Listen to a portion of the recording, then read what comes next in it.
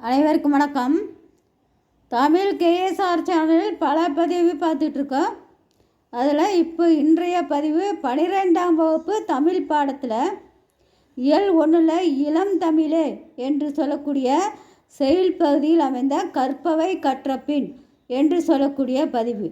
இது இந்த ஆண்டு 10ஆம் வகுப்பு தேர்வில் பொது தேர்வில் கற்பவை கற்றபின் என்று சொல்லக்கூடிய பகுதியிலிருந்து 3 வினாக்கள் கேட்கப்பட்டிருந்தது. அதனால் இனி ஒவ்வொரு மாணவ செல்வங்களும் இந்த கற்பவை கற்றபின் என்று சொல்லக்கூடிய பகுதிகளையும் படித்து தெளிவுபடுத்தி கொள்ளுங்கள். அதன் அடிப்படையில் இந்த பதிவு உங்களுக்கு பதிவு செய்யப்படுகிறது. 12ஆம் வகுப்பு தமிழ் பாடத்தில் உரைநடை பகுதி, செயல் பகுதி ஆகிய ஒவ்வொரு பகுதிகளுக்கும் கற்பவை கற்றபின் கொடுக்கப்பட்டிருக்கு. அதில் இளம் தமிழே என்று சொல்லக்கூடிய செயலுக்கு கற்பவை கற்றபின் என்று சொல்லக்கூடிய பகுதியை இப்பொழுது பார்ப்போம். தமிழ்மொழி பாடத்தில் மொழி வாழ்த்து பாடல் இடம்பெறுவதன் நோக்கம் குறித்த கருத்துக்களை தொகுத்து கலந்துரையாடல் நிகழ்த்துக என்று சொல்லக்கூடிய பகுதி. அதில் கற்பனையாக மீனா, கலா என்று சொல்லக்கூடிய 2 மாணவிகள் உரையாடுவதைப் போல இந்த கலந்துரையாடல் அமைந்திருக்கின்றது. அந்த பகுதியை பாருங்கள். மீனா, தமிழ்மொழி பாடத்தில் மொழி வாழ்த்து பாடல் ஏன் இடம்பெறுகின்றது? அதற்கு பதில், மொழியை தெய்வமென கருதி வாழ்த்தும் வாழ்த்து மொழி வாழ்த்து. அப்படியென்றால் தமிழ் மொழியை தாயாக கொண்டு பணிதல் நம் மரபு.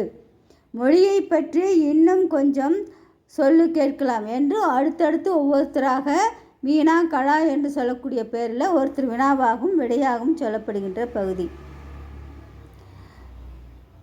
அடுத்தது கலா.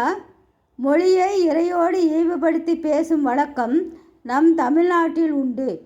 கண்ணுதர் பெரும் கடவுளும் கழகமோடு அமர்ந்து என்று சொல்லக்கூடிய பகுதி.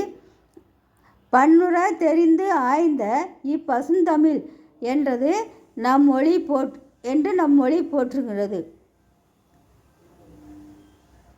அடுத்தது மீனா. மொழியை பற்றி ஆசிரியர்கள் கூறும் கருத்துக்கள் என்னென்ன?